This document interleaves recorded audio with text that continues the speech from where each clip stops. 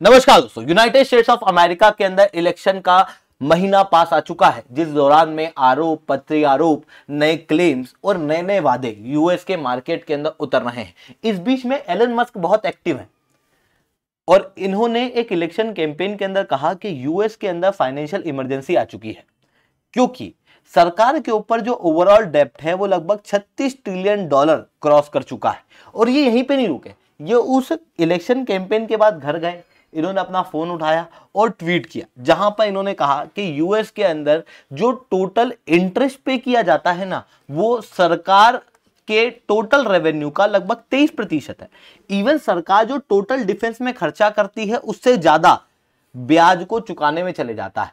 और डिफेंस का बजट कोई छोटा मोटा बजट होता नहीं यूनाइटेड स्टेट्स ऑफ अमेरिका के अंदर, ये आप सब लोग जानते हो, क्योंकि यूएस बहुत भारी मात्रा में हथियारों के ऊपर खर्चा करता है, उनके मॉडर्नाइजेशन के ऊपर खर्चा करता है। उससे ज्यादा ब्याज के ऊपर खर्चा करना पड़ता है यूएस को, क्योंकि यूएस के ऊपर डेब्ट इतना ज्यादा बढ़ चुका है।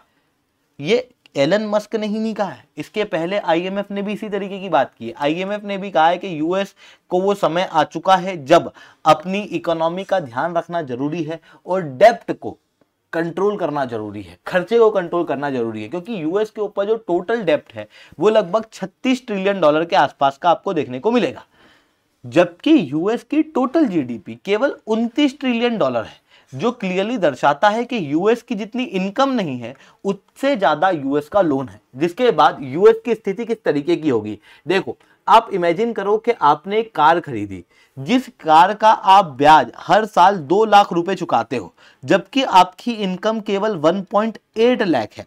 ऐसी कंडीशन में आप सालों तक ब्याज चुकाओगे पर आप पाओगे कि आपका कोई लोन कम नहीं हुआ।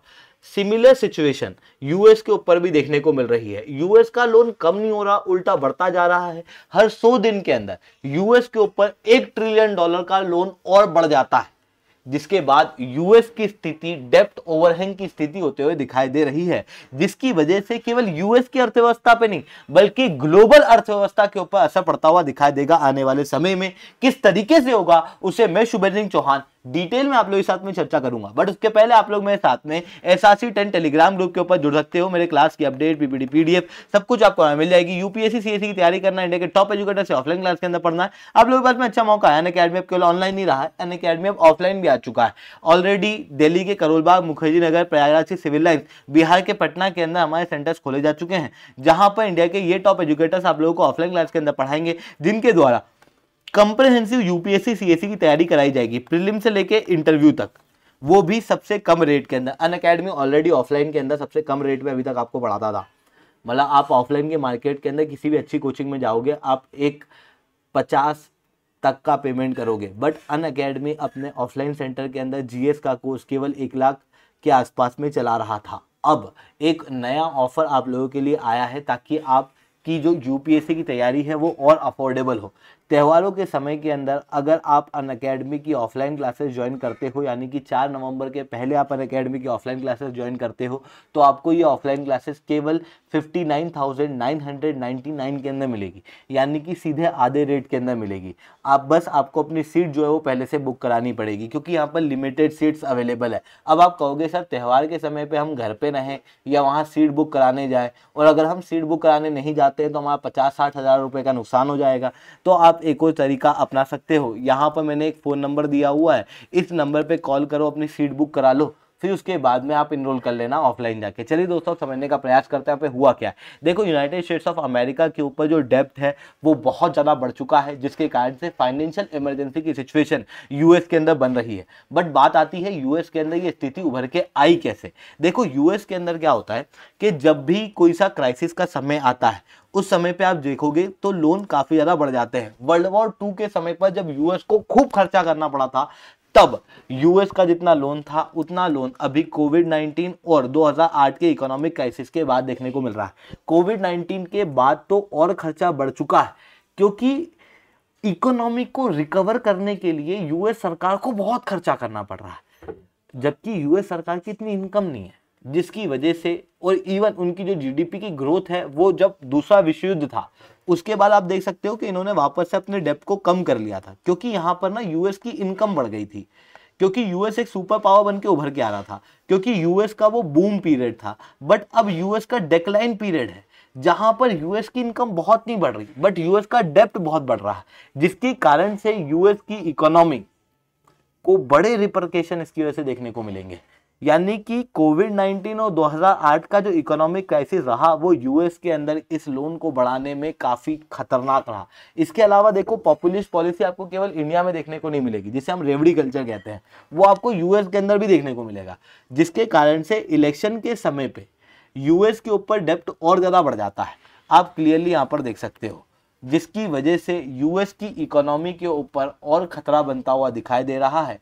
इवन यूएस ने पहले अपनी फाइनेंशियल प्लानिंग प्रॉपर रूप से करी नहीं, जिसकी वजह से यूएस के ऊपर जो ब्याज है वो इतना बढ़ चुका है कि वो हर साल लोन को बढ़ाता जा रहा है, क्योंकि उतना ब्याज चुका ही नहीं पा रहे हैं। हालांकि यूएस सरकार ने आज तक कभी भी डिफॉल्ट किया नहीं, और यूएस ने इतना भारी लोन इसलिए उठा लिया क्योंकि यूएस को लगता था कि भाई उनकी जो करेंसी है वो ग्लोबल करेंसी रिजर्व है, जिसकी वजह से उनके ऊपर ब्याज इतना हो गया है कि हर 100 दिन के अंदर $1 ट्रिलियन एक्स्ट्रा लोन जो है वो यूनाइटेड स्टेट्स ऑफ अमेरिका के ऊपर बढ़ जाता है। वहीं दूसरी तरफ जो ग्लोबल करेंसी रिजर्व है वो भी अब चैलेंज हो रही है, क्योंकि ब्रिक्स कंट्री कह रहे हैं कि भाई हम कोई अल्टरनेटिव क्रिएट करेंगे। लोकल करेंसी के अंदर व्यापार जो है बढ़ रहा है, युआन जैसी नई करेंसी जो है वो उभर के आ रही हैं, जो डॉलर है उसका डोमिनेंस ग्लोबल इकोनॉमी के ऊपर कम होता हुआ दिखाई दे रहा है, जिसकी वजह से ओवरऑल रूप से जो यूएस की डेप्ट है वो एक ओवरहैंग की सिचुएशन में आ चुकी है, जहां पर यूएस की जितनी इनकम नहीं है उससे ज्यादा उसका लोन है, जिसकी वजह से यूएस उस लोन को चुकाने के अंदर असक्षम होगा। अब इसकी वजह से यूनाइटेड स्टेट्स ऑफ अमेरिका को क्या करना पड़ता है?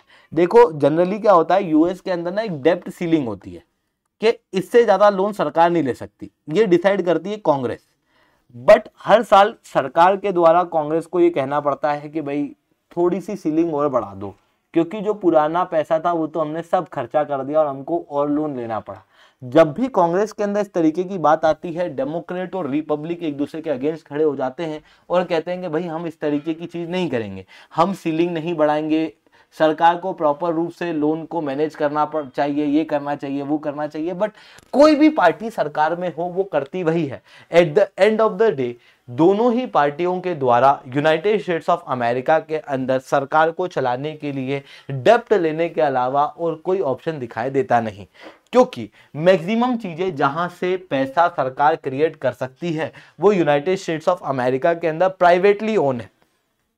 मतलब जो यूनाइटेड स्टेट्स ऑफ अमेरिका का ओवरऑल इकोनॉमिक स्ट्रक्चर है, अगर आप उसे देखोगे तो वो क्या है, कैपिटलिस्टिक विद मिक्स्ड ओरिएंटेशन। मतलब क्या कि यूं तो वो कैपिटलिस्टिक है ओनरशिप के अंदर, बट सरकार प्रॉपर रूप से खर्चा कर रही है वहां पर, जिसके कारण से यूएस की इनकम कम है पर डेप्ट जो है वो ओवरऑल रूप से ज्यादा है। और इसकी वजह से क्या असर पड़ेगा, सीधी सी बात है, ग्लोबल लेवल पे इकोनॉमिक क्राइसिस आएगा।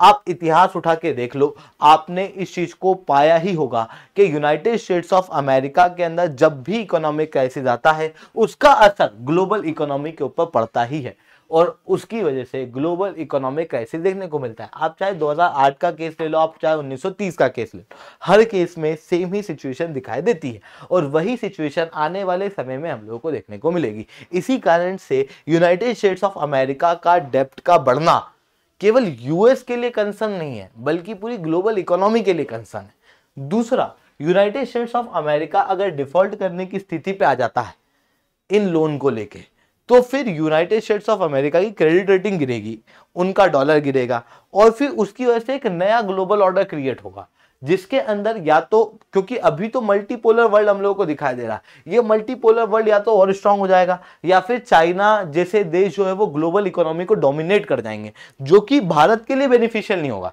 क्योंकि ऑब्वियसली भारत कभी नहीं चाहता कि चाइना ग्लोबल इकोनॉमी को डोमिनेट करे। तो ये चीजें हम लोग को यहाँ पर देखने को मिल रही है।